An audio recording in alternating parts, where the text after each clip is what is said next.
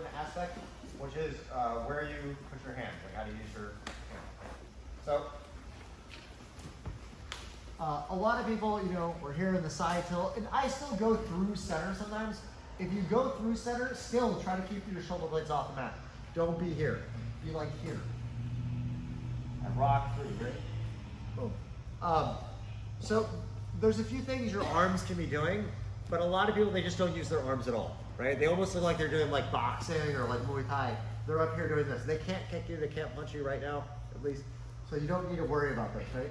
The best thing for your arms to be doing, it depends on the situation, but usually my inside arm will be doing some kind of a frame very often, right? So like if I was here and that leg steps just a little bit forward, I can push off that. That gives me space and rotating ability, right? So inside arm can frame on the leg. If he has my pant leg like this and he comes into the shoulder a bit, I might frame the shoulder like this, right?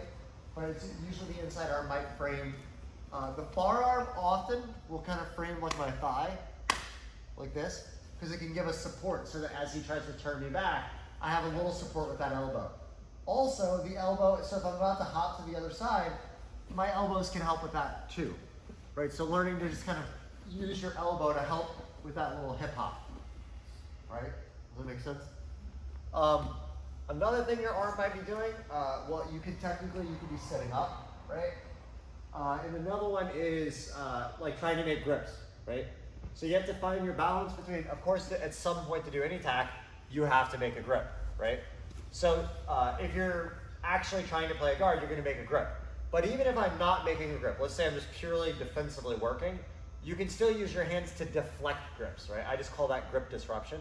So go up. So like, if I'm here, of course, super slow motion, as he tries to reach for my leg, I might catch this and go here, right? But even if I didn't do that and he tries to go there, there's still a benefit in like using my hands to deflect. You see, because if I deny the grip, my feet are more free to work, right? But then of course, you know, that could easily, if he starts super slow motion going for a grip, I can diffuse this and then that becomes the first grip, you know, and then I'm building from there, okay? So main idea, those are the main things you can do. Elbows on the floor, framing, looking for a grip or disrupting grips. Just make sure your arms are being used, right? What you don't want is this. This is doing nothing. This is not framing. It's not even hitting the floor, you know? Another bad one is this one. A lot of people do this because they're like, I want to keep my elbow knee tight, right? Again, elbow knee tight is the last thing. When you do this and you pull your knees tight, you're allowing the guy to get proximity over top of you. You're giving up the space. Your legs should be engaged in the battle early, okay?